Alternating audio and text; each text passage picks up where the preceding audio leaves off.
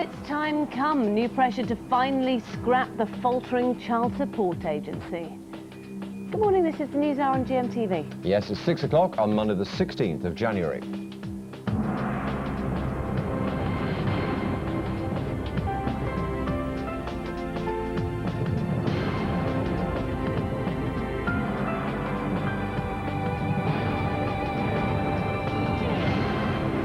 On the programme this morning, £3 billion of uncollected payments, a third of a million families in the dark over maintenance. Now the CSA's boss is due to report to the Prime Minister himself. How much longer can the hated agency last? Text us your views, 81189, email us gm.tv. More in a moment. And actually, even if you've got good... there must be somebody out there who's got a good experience with the child support We've waited agency. long enough to find them. I know, I'm just wondering. Just yeah. Please text us. Yeah. Be quite a break to a major news story, actually. It probably would. We'll also be exploring the devastating impact of callous crime when we speak exclusively to a man left in a coma after he tried to stop a group of teenagers throwing stones at his car. And overwhelmed with debt, is your Christmas spending finally catching up with you? This is the week of reckoning, when the big bills come through the door. Even the helplines have crashed because so many people have wondered what to do about Christmas debt. So join us in half an hour. We'll give you some good advice on what to do about all these bills. And then the Inland Revenue give you that Christmas present of saying you've got to pay your tax bill by January the 31st. I like that bit. Absolutely. Shall we find out what the weather's doing? Hello, good morning. Well, wet and windy today. Bands of cloud and rain moving from west to east. It's not raining now, will be later. The heaviest rain always in the west.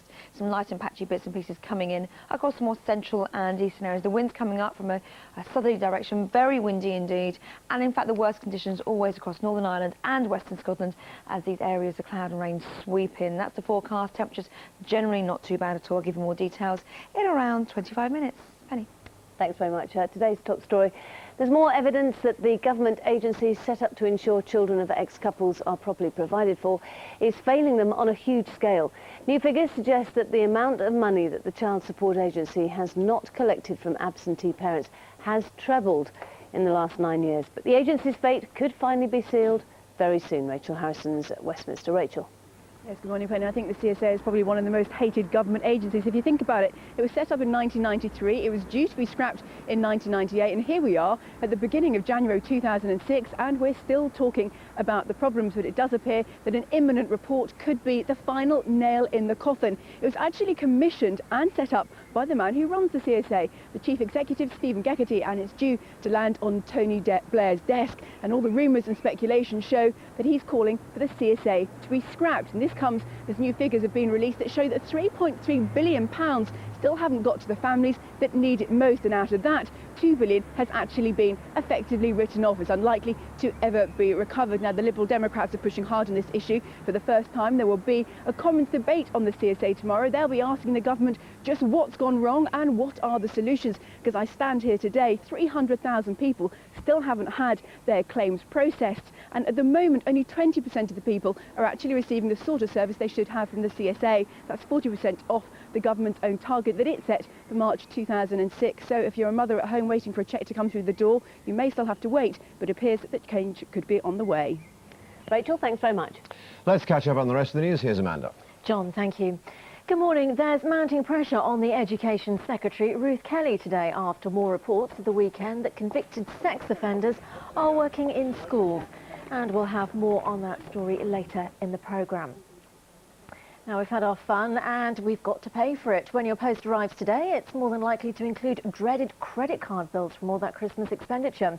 And already a record number of us are asking for help to cope with our debt. Well, Sue Jameson is at the Consumer Credit Counselling Service in West London. Sue, good morning to you. They're struggling to cope with a number of calls there, aren't they? Oh, they certainly are. They're very busy. In fact, they're probably having several hundred more calls a day than they were having this time last year. And in fact, they're only able to answer around 80% of them. And it's not just here they're having those problems. Also, the national debt line, similar problems. 2/3 of their calls are going unanswered. And just to give you an idea of the sort of volume we're talking about, since January the 3rd, they have had 12,000 calls to deal with. So not surprisingly, they're swamped, as is the Citizens Advice Bureau. Now, the advice from all these organisations is when the bills come through the door, we're all going to get them, prioritise them, sort them out, and anything to do with your house you should pay first, because obviously that's one of the most important things. Don't, however, be tempted to borrow more money to pay off these bills, but the best advice really is to call a free service like this one. Even though we know that the switchboards are being swamped, you can still get through eventually, and that's going to be your best bet. Sue, many thanks for that. Detectives have released CCTV images of the last few moments before the murder of the solicitor Tom Avery-Price. The 31-year-old was stabbed just yards from his home in northwest London as he returned from a night out with friends. The pictures show him walking through Kensal Green Tube Station. Thousands of nurses are to protest over pay cuts. The Royal College of Nursing wants staff to send postcards to the Chancellor Gordon Brown saying no to his proposed 2% pay rise. They say the rise fails to take into account the cost of living and is effectively a pay cut. Scientists are hoping to find clues as to how the solar system formed following the return of a NASA space capsule after a 7-year mission. In space, the capsule gathered particles from comets as it flew past. Experts will now study the samples, which are thought to be leftovers from the birth of the solar system about 4.5 billion years ago. Now, more of us are going under the knife in the quest for physical perfection. Last year, the number of people having cosmetic surgery increased by 1/3, and that's men and women. Here's Sarah Gatenby. For celebrities like Sharon Osbourne, the benefits of cosmetic surgery speak for themselves. For others, the outcome isn't always pretty. Love it or hate it, the British Association of Aesthetic Plastic Surgeons carried out 22,000 procedures last year. I think people know a lot more about what plastic surgery can achieve for them, partly because the media has plastic surgery on lots of programs these days, as well as a great deal of availability of information on the internet. The number of men seeking physical enhancement may have doubled, but it's women who still account for 90% of all procedures. In our search for something more permanent than makeup to hide the wrinkles, face, eye and brow lifts are all on the increase. The top procedure for women remains the breast enlargement, with the number of boob jobs increasing by 51%. For men, it was the nose job, with figures rising almost 60%. The worst sort of job is a botch job, and the best way to avoid that, say experts, is to use a reputable surgeon. Sarah Gatenby reporting there. The time is now 6:07. I'm back at 5:30. Here's John and Penny. Thanks very much. I'm waiting for plastic surgery when they put on rubber gloves and just go like that and then just press it gently and it stays there. Don't need anything. Wouldn't that be of the lovely? kind. You don't need anything of the kind. Let's have a look at the morning and now you papers. put your glasses on, then you check again. I do, yeah. New eyes, please. Let's have a look at the papers. The Guardian talks about Iran threatening that if there are economic sanctions against that country, then oil prices will rise. Daily Telegraph has an interesting story saying that Mr. Blair is considering allowing petty criminals to avoid court altogether and have them dealt with by prosecutors and the police. And the other picture about the fact that we're about to have a drought and we're all going to have hosepipe bans. Fantastic. That's why it's going to rain all week. £1 billion hospitals faces collapse. That's again talk amongst ministers of actually postponing plans to build those hospitals. And in the Independent, interesting story about a scientist claiming anyway that climate change is already insoluble and life on Earth will never ever be the same again. The Daily Mail continues that story about Ruth Kelly, the Education Secretary. 9 sex offenders beat the system, and they're the ones we know of so far, Miss Kelly. The Daily Mirror has this exclusive here. We set up a kids' charity using the name of one of Britain's vilest paedophiles. What did the government say? No problem. They did no checks, allegedly, the Charity Commission. The Daily Express. A miracle diet which halts ageing. John. So you can stay 25. Stay 25 forever and ever and ever, or 37 in my case. Yes, it's... That's what she's been on. And do you know what? Do you know what the weird thing is? That is the diet I've done for about goodness knows how long. It's lots of carbohydrates, lots of fibre, and just a very little bit of fish and meat. I should point out it stops you looking old, doesn't stop you getting old. Well, no, there's nothing that can actually stop the ageing process, but it can actually stop... Well, I suppose it could stop your liver getting, you know, sort of accelerating the ageing process of your liver. We could actually spend 20 minutes on this. Consider this being a series, yeah. Yes, exactly. The Daily Star, John Richie Rich, saying that the Coronation Street star who won that Soap Star Superstar is now going to be, he's going to quit TV and become a singer. And The Sun, win it and we forgive. Only Cup glory can save sneaky Sven, which you're going to talk about now, John. We are indeed. Have a look at the back page this morning. You'll see Sven... all over every single one of them. That's the back page of the Daily Mail. After a whole host of indiscretions exposed by the News of the World newspaper, he spent the weekend apparently trying to explain himself to his players, including David Beckham, who he claimed was ready to leave Real Madrid. Obviously, we want to get Beckham, no matter what. We want him. And the whole world wants him, I know, but if he's interested and Sven is there, we think we can get him. Oh yeah, I think that Sven would be the major part of the whole operation in relation to getting. So we need some kind of indication from the inside. We've got no whatsoever, we've got no connection, so we're relying on you to give some inside information. I thank you. Get some indicated great. Well, joining us now to discuss all that, Brian will know, Chief Sports Writer for the Daily Star newspaper. As you well know, as everyone knows, talk about him maybe going to take over Aston Villa, maybe he's persuading Becks to come to play in this country. A whole host of indiscretions, all hypothetical, it should be stressed. But what does it tell us about Sven? That he's greedy, a schemer, and he thinks only of himself, probably. That I think if this wasn't World Cup year, then he'd probably have gone yesterday, because enough is enough, I think, and the FA realised that. The one thing that comes out of this is that he won't be here next season, that's for sure. They'll start looking for a new manager and probably have that guy in place before the World Cup starts in June. He says he was stitched up, really. Well, he was stitched up, but we know it was a stitch up, and the News of the World have done these things before, haven't they? But it wasn't the News of the World that introduced buying Aston Villa into the conversation. It wasn't the News of the World that said, I can get David Beckham for you, that Michael Owen only went to Newcastle for the money. And what was he doing then in the first place? But also, why also take a lawyer to Dubai with you, you know? So clearly he went there to exploit an avenue of work, to see how the land lied. And I think there's another piece in the conversation where he says, Athol Still, his business advisor, says, you'll have to start talking at £5 million. So it all adds up to Sven thinking, you know, a lot of money to be made here, let's go and see.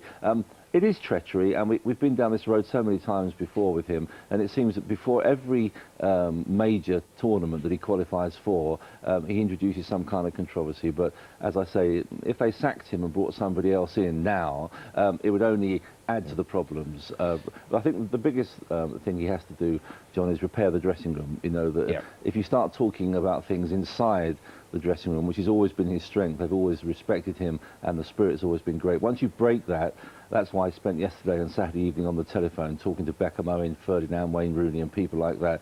And time will tell whether they're still on his side. I expect they will be, because everyone thinks that England can win this World Cup, and the players won't want to spoil that. But I suspect they look at him slightly differently now. Someone else possibly in trouble, Alex Ferguson. We'll skate over the famous victory of Manchester City over his team, but his rant against the referee and Wayne Rooney's rant too, that could land him in trouble too. Yes, I think so. If you're Fergie, you can't behave like that. I think it was a couple of seasons ago at Newcastle when he received a touchline ban of 2 matches and a £10,000 fine. And here he is again, allegedly in the tunnel, threatening a top referee, Steve Bennett, saying you'll need a police escort after the game, and you can't behave like that.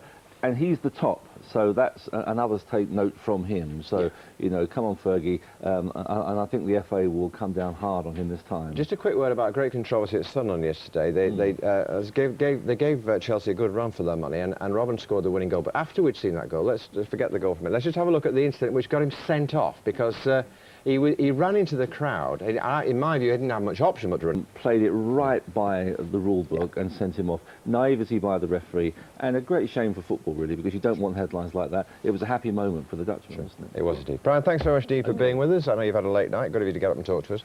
We'll see you again soon. 2:30 in the morning, so you got to bed? Yes, it was. It was a football dinner, though. And I'm going back to bed. Yeah, quite rightly too.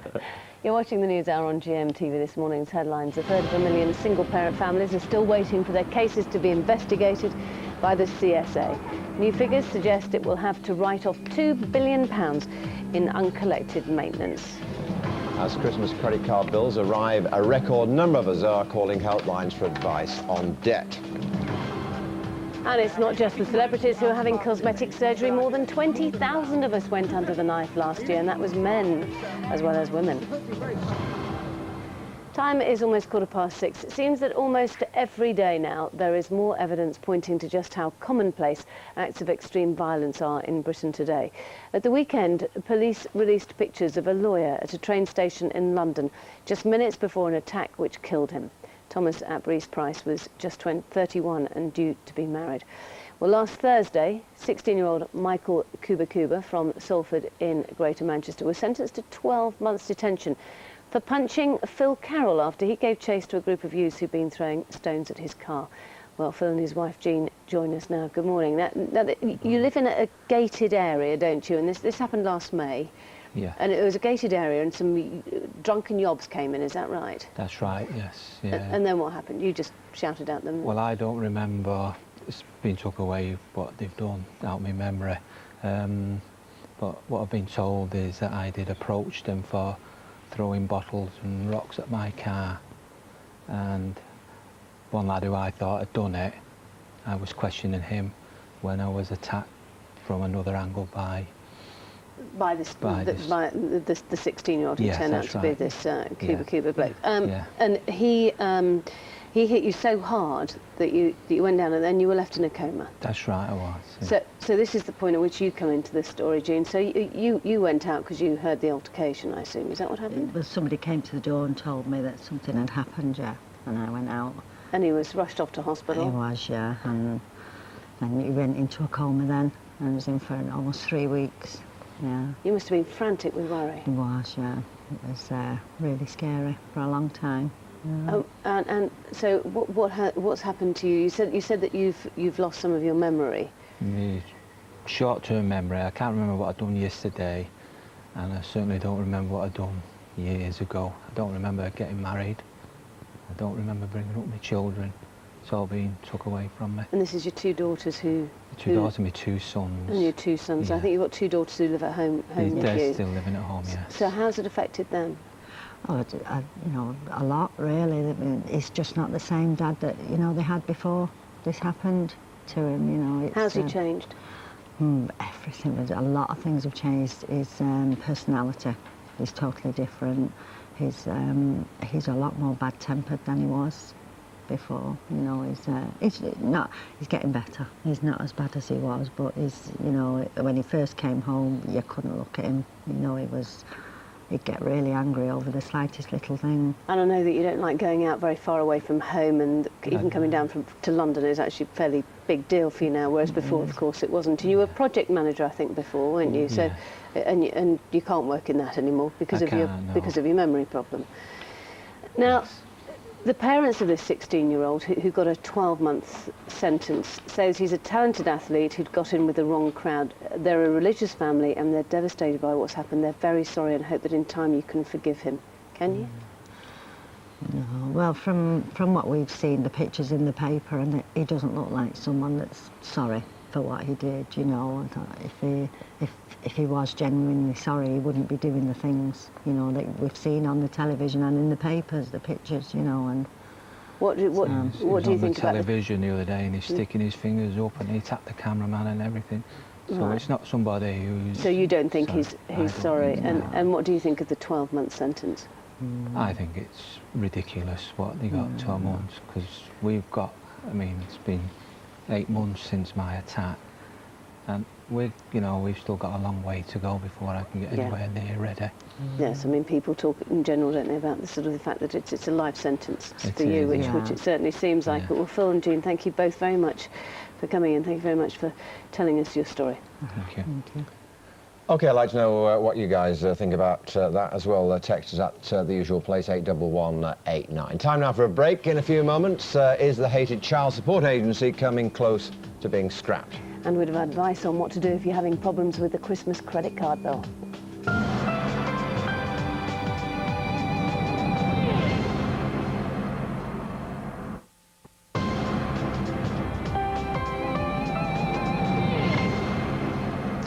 Welcome back to the news. Our time now, 6:20. Child support debt in this country has trebled under Labour, a damning report reveals today. The amount of outstanding child maintenance, which the troubled CSA has failed to collect, now stands at £3.3 billion, leaving many single parents even more in the red. The Liberal Democrats have secured a House of Commons debate on this crisis after making their report's findings available to GMTV. In a moment, I'll be talking to Alison Davis, who's owed thousands and has just won a right to appeal against an earlier judgment regarding the CSA, and her case has been going on for some 8 years, as I understand it. But first, Lib Dem a Member of Parliament, David Laws, joins me now. You've come up with this figure, and you've come up with this report, £3.3 billion that they failed to collect. That's £3 billion owed to people like Alison and owed to children who need this money. How the hell has this been allowed to happen? Well, it's almost unbelievable, isn't it? Because the Child Support Agency has been a disaster ever since it started in 1993. And when we got the new government come in 1997,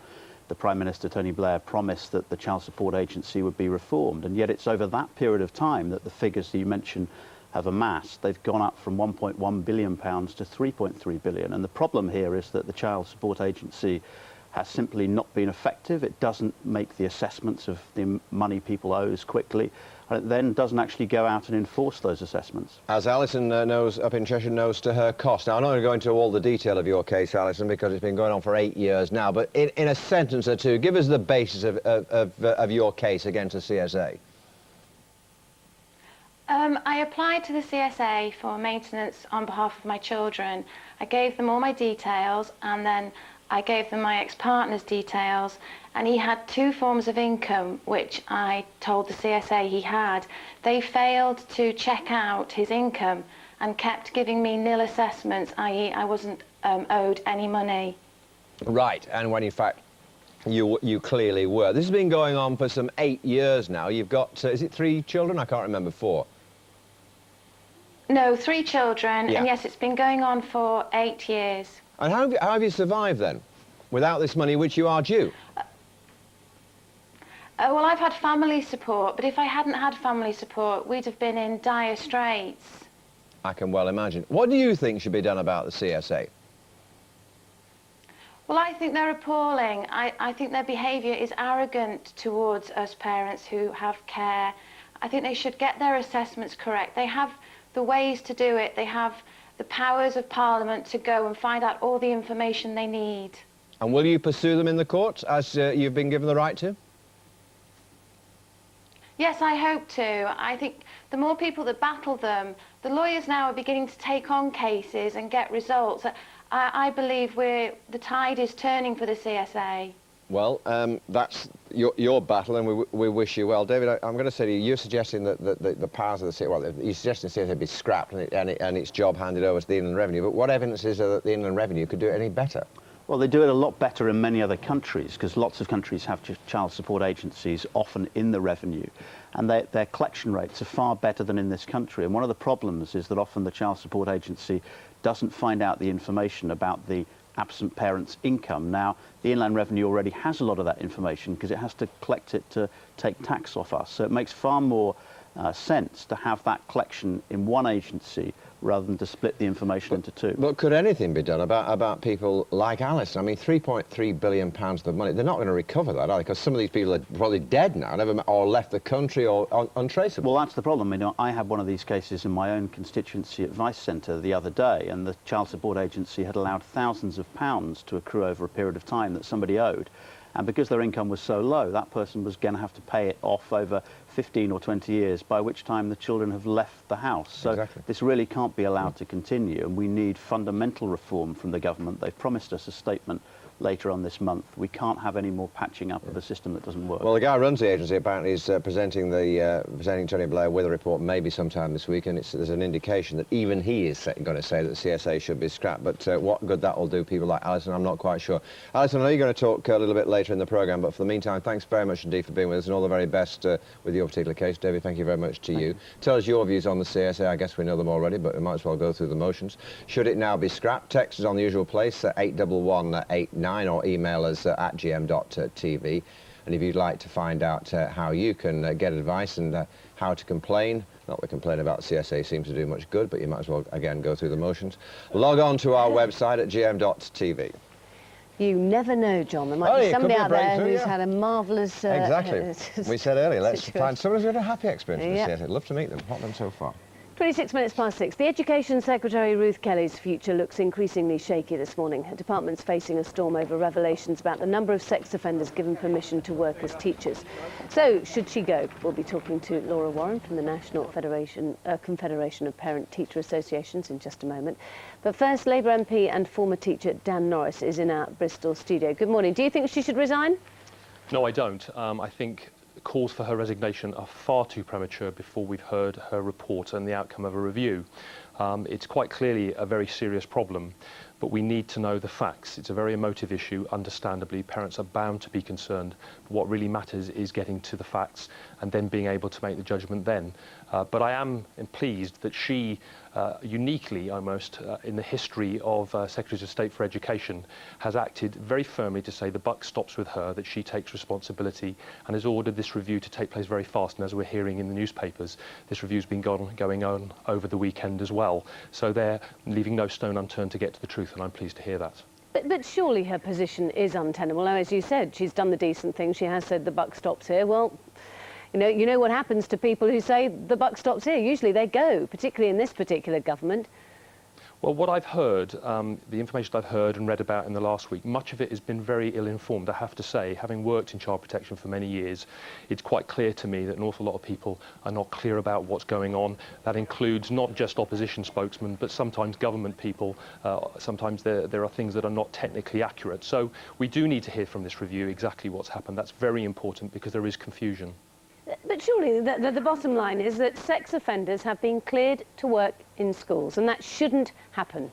Well, there's something called the Criminal Records Bureau that was created by this government, and if every head teacher insisted on getting a check done through them first before employing anybody, there wouldn't be any of these problems. That hasn't happened for reasons that I think the review will have to come out about and make clear, and then we can all make our judgment. But I think that we can wait a few days to get to the facts on something that is a terribly important issue. I don't want to move in haste and make further mistakes in the future. Child protection is littered with people moving far too quickly and not taking their time to get to the proper facts and to work out the right thing to do. And I think we can all wait a few days to get to those facts so that really important changes can happen. And I very much welcome the news, if it's correct, that experts are going to make these judgments and that ministers won't. I don't think ministers are in a position to make such decisions, nor should they, in my view. So you're actually blaming head teachers, really, more than the Department of Education? No, I'm not saying that. I'm saying that 99.99% of head teachers do these checks. Very few head teachers decide to exercise discretion, which they're allowed to do. But the answer is that if everybody had to have those checks and make sure that they had the certificate that's produced if someone's clear before employing somebody, we wouldn't have anybody working in our schools who weren't safe or wasn't safe to be with children. And that's obviously an important thing to happen. So I think we have to hear what the review says so that we can find out how exactly that's going to be properly enforced. Dan Norris, thank you very much. Well, Laura Warren, what's your reaction to what Dan was saying there? What concerns me is that we're getting so caught up in who's been signing these letters of approval, who's going to sign them in the future, who's going to make the decisions. And actually for parents, what they need to know first of all is that here and now, we don't have teachers in school anymore who have records that make them unsuitable for teaching. We need to know who's actually teaching and actually work on actually getting them out of schools so that our children are safe now. All of the suggestions about the future, fine, but parents have already had that reassurance 2 or 3 years ago following Soham and the Bishard report. So we've already had those reassurances. They've been proved to be unreliable. So parents aren't looking for a witch hunt. They don't need to know whether it was this person or this person that signed the form. They need to know that from now on our children are safe in schools. But it does seem, I mean, what Dan Norris was saying there is that actually that there's a lot of confusion and obfuscation and actually just downright wrong information out there at the moment. So it is very difficult, isn't it? So you support an investigation? Well, I think an investigation is a natural consequence of these events being highlighted. However, what concerns parents the most is that seemingly, and that may be part of the misinformation, the Department for Education and Skills and Ruth Kelly seem unable to say, yes, we have a list, yes, we know it's these set of teachers, be it 10, be it 110. Whatever that number is, it's too big a risk for our children. Okay, we have to leave it there. Thank you very much for talking to us this morning, Laura Warren. Thank you. Okay. Time 6:31, let's catch up on the weather. GMTV weather, sponsored by Tops Tiles. Brightening homes, whatever the weather. Hello, good morning. Bands of cloud coming in from the west, quite a breezy day as well, and that means it's going to be wet. Rain coming across from the west, and it's going to be coming in forms of bands. You can see here some brighter skies on the horizon, but this rain patchy at times, gradually moving its way from west to east. A brighter spell, then more rain to come. So this is the picture this morning. You can see here a dry start for East Anglia, the southeast. Then we have this patchy rain here, not really amounting to very much. Some clearer skies coming in now, and more rain on the way. That means a soggy end today across many western parts of the country. Through this afternoon then, you can see where the worst of the weather is. It's across this western side of Scotland here, the far north as well. Some showers for the far north of Scotland, and in the east, see, mostly bright and dry, but you will see that cloud later. Rather windy wherever you are, 6 or 7 Celsius. Going to turn milder by Wednesday. For Northern Ireland, again, we'll see more rain as we head through the afternoon. And then that rain gradually moving across to the border regions. But this morning, we're seeing that rain clear away. That means some brighter skies as we head further south towards northwestern areas of England as well as northeastern parts. But that rain eventually will be coming in. That means for rush hour, it could turn quite wet. The band of rain, which is currently over more western and central parts of Wales, will move out the way, and then a brighter spell of weather before more cloud and rain comes in. And that means this patchy rain gradually moving across the Midlands through this afternoon. Cloudy with some damp conditions, heading down towards the southeast as well as East Anglia, where it's a dry start here, and then we'll see that rain coming in through this afternoon. Again, it's mostly light, just making the soil damp from time to time. And then there's a batch of rain coming across for the West Country as we head through this evening and overnight. For the Channel Islands, you'll see some patchy rain as well. Tuesday into Wednesday, a better day to come on Tuesday. Milder conditions for a time. Despite a cold start, you should see some sunshine in the north, and then sadly return to wet and windy weather as we head through to Wednesday. Here's your summary. For your in-depth local outlook, visit our website, or for a 10-day forecast, call GMTV's Weatherline on 0905 514 0000. Good morning, it's 6:33, Monday the 16th of January. You're watching the news hour here on GMTV. In the next half hour, as the credit card bills from Christmas come in, where you can get help if you're feeling drowned by debt. And you're used to seeing them in HMP in Larkhill. Find out how 2 of the stars from the ITV drama Bad Girls got on in Peru. But today's top story, there's fresh evidence that the government agency set up to ensure that children of former couples are properly catered for is failing them on a huge scale. New figures suggest that the amount of money the Child Support Agency has not collected from absentee parents has trebled in the last 9 years. But the agency's fate could finally be sealed very soon now. Rachel Harrison at Westminster has the details. Morning, Rachel. Yes, good morning, John. I think the CSA is probably one of the most hated government agencies. But as you say, there could be trouble ahead, because there's a new report that's due out later today, or sorry, later this month, that will suggest that it should actually be completely scrapped. It's been commissioned and run by the chief executive of the CSA himself, Stephen Gately. It's going to be given to Tony Blair, and he's going to say there should be change. Now, this agency has been set up in 1993. It was going to be scrapped in 1998, and here we are in January 2006, still talking about the problems. And these figures will give you some idea why, because the Liberal Democrats have exclusively given us figures that show that £3.3 billion still hasn't gone to the families that need it most, and out of that, £2 billion is unlikely to ever actually be collected. Now, the Liberal Democrats are pushing hard on this. There's going to be a debate in the House of Commons tomorrow. They're going to ask for not only solutions but answers to some of the problems that families have been facing over the last 10 and 11 years. They themselves want to see the Inland Revenue take control of the situation. And as I stand here today, 300,000 cases still haven't even been processed. So if you're a mother that's waiting for a cheque to come through the post, or still waiting for your application still to be looked at, there could be hope on the way, because it does look like finally the CSA may be going. Rachel, thank you very much indeed. 25 minutes to 7, let's cross over to the news desk and Amanda. Penny, thank you. Good morning. It promises to be another tough week for the Education Secretary, Ruth Kelly, after reports of more cases of sex offenders working in schools. Well, Gloria De Piero is in Downing Street. Gloria, good morning. Good morning to you, Amanda. Well, the Prime Minister insists that Ruth Kelly's career is safe. That's despite the fact that she personally cleared a sex offender to work within our schools. That emerged over the weekend. Now, this week, Ruth Kelly will make a statement to Parliament. In that statement, she will explain how she will create a single sex offenders database to stop this confusion ever happening again. She will reportedly strip ministers of their role to vet sex offenders from working within our schools. And she will also tell us the precise number of sex offenders that are working with our schools. Don't forget, we still do not know how many sex offenders are getting ready to go to work within our schools. Now, no one is questioning Ruth Kelly's personal commitment to the safety of children. She is, after all, a mum for herself. People are, though, questioning her competence, and that's particularly important, not just in this case, but she has to get Labour MPs come the spring to back controversial education reforms that the Prime Minister has staked his authority on. Gloria, many thanks. A man has died following an arson attack which killed his wife and injured their teenage daughter. Alex Cochrane lost his fight for life yesterday, 3 days after the fire at their home in Brooklands in Greater Manchester. His wife died at the scene while their 16-year-old daughter remains in a stable condition in hospital. Police have begun a murder inquiry. Meanwhile, detectives have released CCTV images of the last few moments before the murder of the solicitor Tom Price. The 31-year-old was stabbed just yards from his home in northwest London as he returned from a night out with friends. The pictures show him walking through Kensal Green tube station. We've had our fun and now we've got to pay for it. When your post arrives this morning, it's more likely to include the dreaded credit card bills for all that Christmas expenditure. There's already been an alarming increase in the number of people needing debt counselling and advice in the last 2 weeks.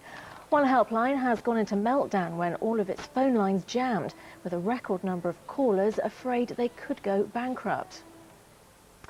Thousands of nurses are to protest over pay cuts. The Royal College of Nursing wants staff to send postcards to the Chancellor Gordon Brown, saying no to his proposed 2% pay rise.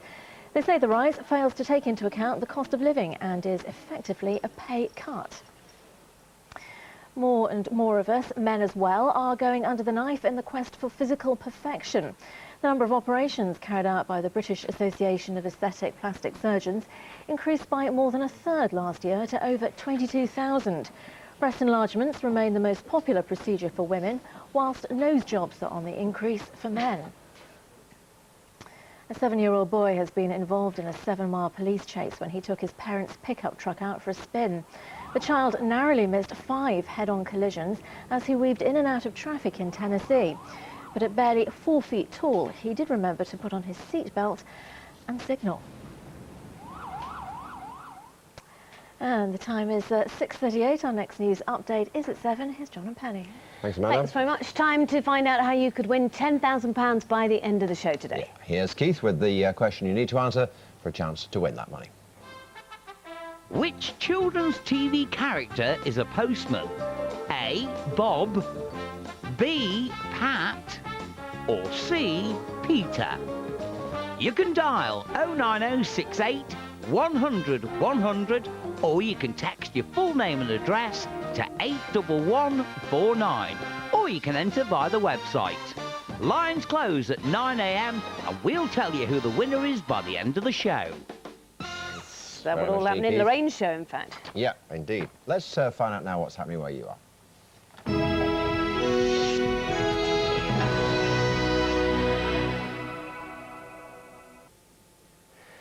Good morning and welcome to the Breakfast News from ITV Granada.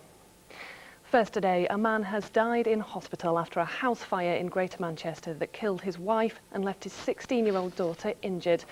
45-year-old Maureen Cochrane from Brooklands died at the scene of the blaze early on Thursday. Police have launched a murder inquiry after it was discovered the fire was started deliberately. The funeral of a 14-year-old boy who died in Britain's worst cycling accident in North Wales takes place today. Thomas Holland was killed with 3 of his clubmates when a car ploughed into the group in Abergele on January the 8th. His father, John Harland, suffered a broken leg. Yesterday, more than 200 cyclists turned out for a memorial bike ride to remember those who died. 2 men who were charged with manslaughter following the deaths of 4 railway workers are due to go on trial today. The 4 men were killed when they were struck by a runaway wagon at Tebay 2 years ago. Matt O'Donoghue reports. Mark Connolly and Roy Kennett are each charged with 4 counts of manslaughter. It was here in Tebay in South Cumbria back in 2004 that the 4 railway workers were killed. They were carrying out work on the track when they were struck by a freewheeling wagon which had broken loose from a depot several miles up the line. Despite attempts to stop it, Gary Tyndall from Tebay itself, Colin Buckley and Darren Burgess from Carnforth and Chris Walters from Morecambe all lost their lives. Connolly and Kennett were working in the depot at the time when the wagon broke loose. The trial is expected to last 10 weeks. More than 200 British holidaymakers who were stranded in Florida after their flight to Manchester was diverted due to a drunk passenger have finally landed in the UK. They were forced off the plane from Mexico when a man began arguing and had to be restrained by cabin crew. They stayed in hotels in Orlando before landing in Birmingham early this morning. Now, the Queen has approved the new cap badge of the North West's new Army Infantry Regiment. All officers and soldiers in the Duke of Lancaster's regiment will wear the insignia. The new badge has been unveiled ahead of the controversial decision to merge the King's Own Royal Border Regiment, the Queen's Lancashire Regiment and the King's Regiment. Well, that's it for now. I'll be back at 7:05. Time now for a look at the region's weather. Pantene Pro V Winter Rescue. Forecasting a great hair day, whatever the weather. It'll be a mainly dry but fairly cloudy start to the day with showers expected by lunchtime. It'll brighten up through the afternoon though, although watch out for more rain by this evening. Top temperatures today of 8 Celsius, that's 46 Fahrenheit.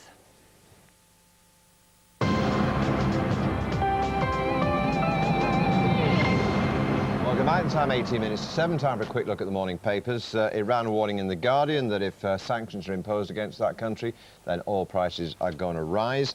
Times has a story saying that ministers are considering anyway shelving a planned multi-million-pound scheme to rebuild Britain's crumbling hospitals, and doctors, not surprisingly, upset about that. Another proposal alleged by Tony Blair to stop petty criminals going through the courts, having them dealt with instead by prosecutors and the police. And in the Independent, intriguing environmental story from a scientist saying that, in his view anyway, that climate change is already irredeemable and insoluble problem. Life on Earth climatically will never be the same again. The Daily Mail continues with the Ruth Kelly story. The Education Secretary, 9 sex offenders beat the system, and they're the ones we know of so far. The Daily Mirror says that it set up a children's charity using the name of one of Britain's vilest paedophiles, and the Charity Commission actually passed it without doing any checks. The Sun, Win It and We Forgive. Only Cup glory can save Sneaky Sven. That's after revelations in a Sunday newspaper yesterday, him talking about various players. And the Daily Express, Miracle Diet halts ageing. This is all about how high carbohydrate, high fibre diets with a little glass of red wine here and there actually stops your heart getting older. Okay, then I'll stick on the wine. Now then, what can you do to get out of debt if you're overspent this Christmas? Over the last few weeks, financial helplines have been inundated with calls from people who are finding they can't cope with bills from the festive period and the overspend.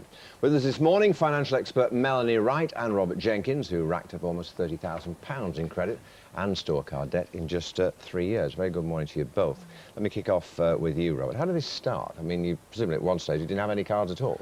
No, we were invited along to our bank for a financial health check, and it was very good. We changed mortgage provider, we reviewed our insurance policies, and had we stopped at that point, we would probably have been more financially stable than we had been for a long time. But you were given plastic? We were offered a credit card, and in fact they do have a purpose. You can buy things online, you can buy things over the telephone, so we took it. The problem was that your spending patterns are then prone to change.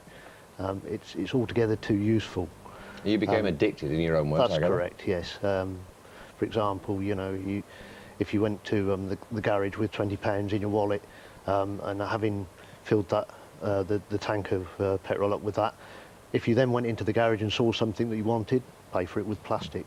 Well, you concede with the benefit of mature reflection you were irresponsible? Yes, indeed, yes. I mean, £30,000 is one heck of a lot of debt. Yes, it's very easy to do, sadly. Having got one, I don't know if they share information, but you tend to be bombarded, we certainly were, with junk mail offering others. And as you find it difficult to finance one, you rob Peter to pay Paul, you get another one. People are bombarded, Melanie, but at the end of the day, no one's forcing them to take out these cards. It's open to them to say no. But to what extent do you think people like Robert have been subconsciously influenced by the fact that debt doesn't seem to have the sort of stigma it used to have, and that bankruptcy even is no longer the burden it used to be? You can get rid of it in 12 months now, can't you? That's right, it has changed from 3 years, but I think the temptation is the biggest difficulty, and like you say, you take out one card, it's so easy to take out another card, and you're just exacerbating the problem. You're just taking out more debts to cover existing debts, and that's when the problems really start. And it's really that fact that you shouldn't spend more than you're bringing in. So, and it sounds so easy to do, but working out a budget and sticking to that budget, making sure that you're not spending more than you're bringing in every month, is really the only way to stay on top of your finances. That's prevention. Exactly. But let's talk about the cure, because that's what we're here for as well. And we've done stories like Robert's, tragically, time and time again. Let's think positively now about what you can actually do, because there is help at hand, isn't there? Yeah, there is. I think that's the biggest point, is to keep talking to people, talk to your creditors. They don't want you to default on the repayments. So if you are having trouble paying your debts, ring them up, explain that you're in difficulties, and they might be able to negotiate a different repayment term whereby you may be perhaps paid off smaller payments over a longer period of time. But the thing is not to take out more credit to try and cover those debts. And there are agencies available, the Consumer Credit Counselling Helpline, to pick up the phone, talk to them. They can sometimes help you draft letters to your creditors and help you negotiate a manageable debt repayment plan. Where are you at now? We actually contacted National Debt Line, which is run by the Money Advice Trust, and they're crucially they're free and independent. They are very, very helpful. They're friendly. They're extremely professional, and really they were. When you're in debt, it's like being stuck in a swamp surrounded by predators, and they actually offer you a lifeline. Yeah. And as a result of contacting them, we're now in the process of arranging the debt management plan, which is best for us. But no matter what sort of debt you're in, they can offer solutions. And I think definitely to go for an agency that does offer free advice, because there are plenty of debt management companies that charge for this sort of service, and it is available free. So definitely go for one. Well, that's good news, and good to know you're on the road to recovery anyway. Things have taken a turn for the better for you. No, nice to meet you. Thanks very much indeed for being with us. If you are drowning in debt, then log on to our website, gm.tv, for even more help and advice. 6:47, you're watching the news hour on GMTV. This morning's headlines: 1/3 single-parent families are still waiting for their cases to be investigated by the CSA. New figures suggest it'll have to write off £2 billion in uncollected maintenance. As Christmas credit card bills arrive, a record number of us are calling helplines, as we just heard, for advice on debt. And it's not just the celebrities who are having cosmetic surgery. More than 20,000 of us went under the knife last year, and that was men as well as women.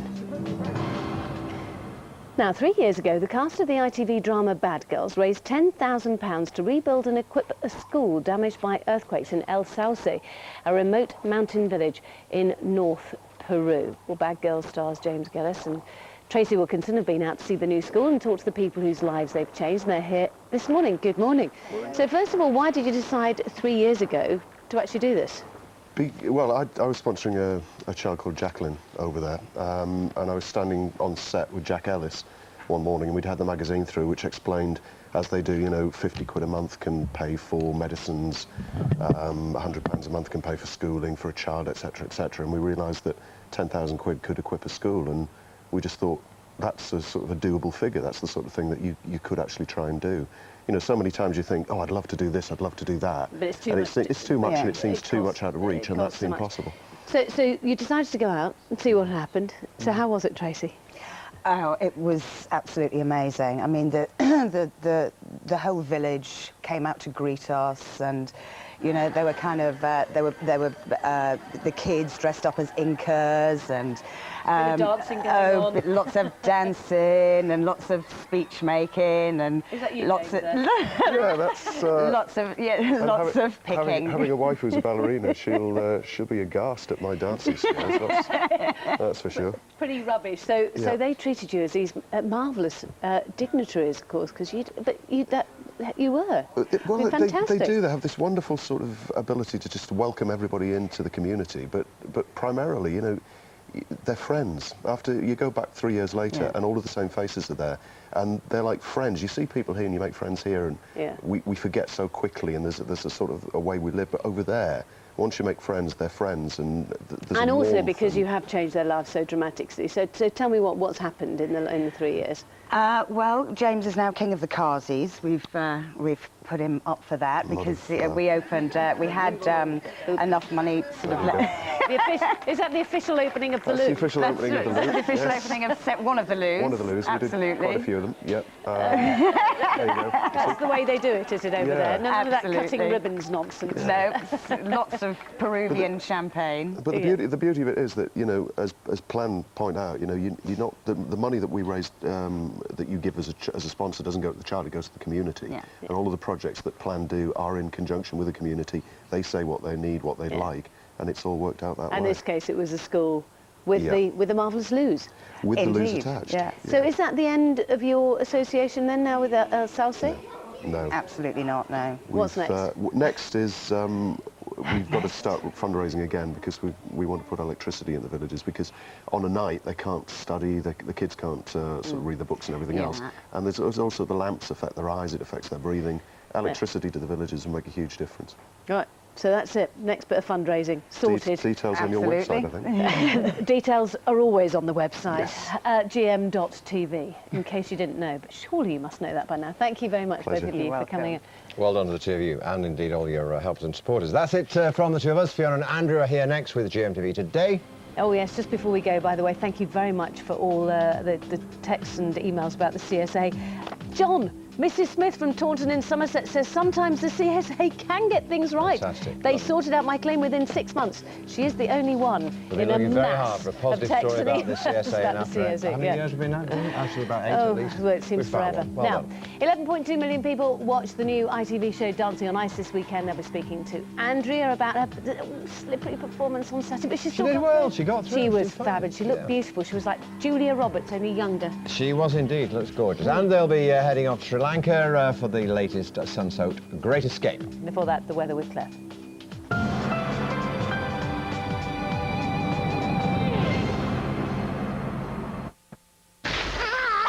Really, Moo, I think you should try Anchor Lighter. It tastes just as good, but it's got 25% less fat than Anchor Spreadable. One bottle of Buttercup sitting on your shelf. One bottle of Buttercup sitting on your shelf. And because one bottle of Buttercup treats any type of cough, you'll only need one bottle of Buttercup sitting on your shelf. Buttercup, one bottle that's tough enough for any type of cough. When you're standing on the edge of nowhere, there's only one way up, so your heart's gotta go there. This is a song for the lonely.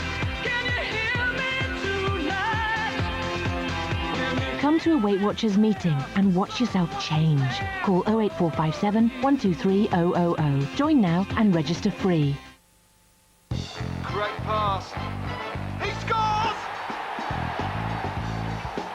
And he goes over to congratulate the hero.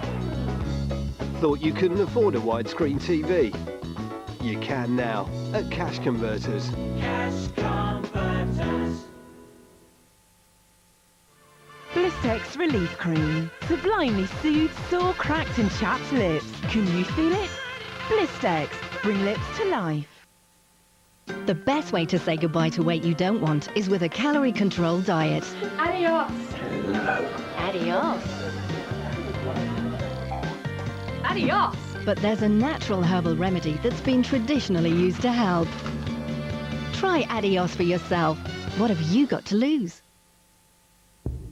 You may be controlling your diabetes and your blood pressure, as well as your blood glucose and your weight. But now, leading UK heart doctors recommend that your cholesterol should be 4 or below. Otherwise, you are increasing your risk of heart disease or stroke. Cholesterol can help. Call 0800 056 8692 for your free booklet about diabetes, cholesterol and what to do next. If juggling your life becomes stressful, Calms is an effective natural remedy that helps you stay in control. Stress, don't let it hold you back. It makes sense to keep things simple. Money included. That's why we've set up stakeholder saving. For a simple way to start saving, go to stakeholdersaving.gov.uk. Karen, now you've won a big prize, haven't you, love? What'd your husband say? Oh, you haven't told him. Gala Bingo, where more people who win go. What are you doing up there, Moo? I'm looking out for additives.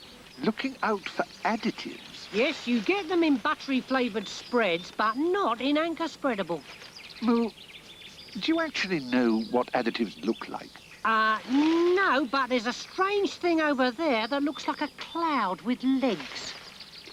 That's a sheep. Oh. What's in your tub?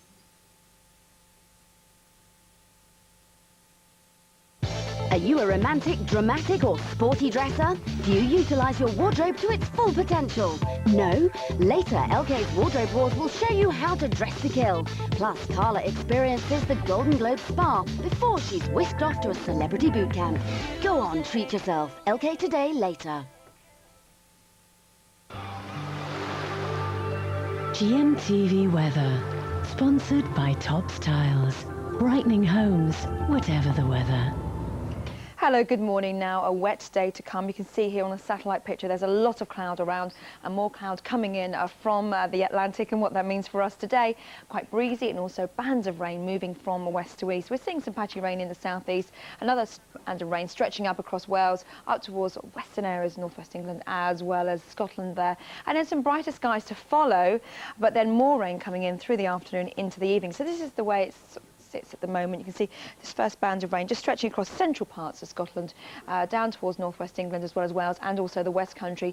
Now ahead of that, it's a bit damp in places, rather breezy as well, quite a strong wind here coming up from the south, and then another batch of rain coming in for this afternoon across Northern Ireland and Western Scotland. Western Scotland this afternoon, you can see the rain across the west there, gradually moving in through the afternoon. Some brighter skies ahead of it.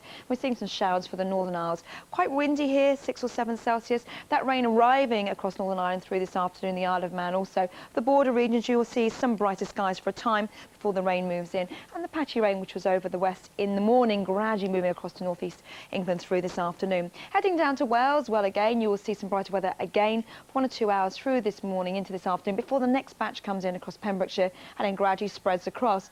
Some damp weather to come across the Midland region, and for East Anglia, again, it's going to be a rather cloudy day with some patchy rain also for the southeast. Heading down to central southern England as well as the West Country, again, a brighter slot of weather, rather breezy, and then this batch of rain comes in through this afternoon, meaning particularly for some places it could be a bit of a soggy rush hour. This is a picture Tuesday into Wednesday, a better day all round really Wednesday, although we'll see the first batch of rain gradually clearing off the scene, and then on Wednesday more rain comes in across the northwest and it gradually sinks its way southwards, turning very mild on Wednesday into Thursday, and then a bit chilly as we head through to Friday. Here's your summary.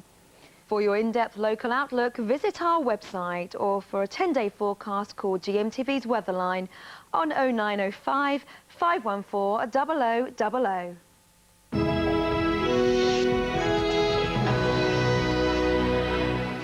It's been a complete shambles. And we'll do everything we can to turn the CSA round. But it has been and remains incredibly difficult. Yes, indeed. The men at the top promised to solve the CSA problem, so why are mothers still waiting for over £3 billion in unpaid maintenance? £3,000 million is still owed. We'll talk all about this in a few minutes' time. No, it's costing us money to sort it out as well. Well, exactly. It's beyond solution now, it would seem. Right. Oh, yeah, it's GMTV today, It's GMTV today. Yeah. Morning to you. Start of another week. It's Monday, the 16th of January, 2006. It's the first time I've said that.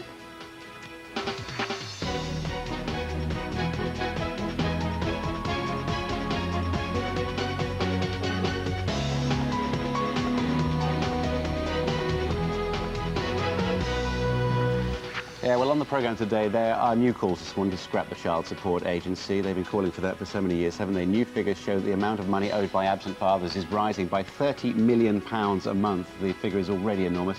Talking to the Minister in charge in 10 minutes' time, and also somebody who's been directly affected by the lack of assessment and everything else that seems...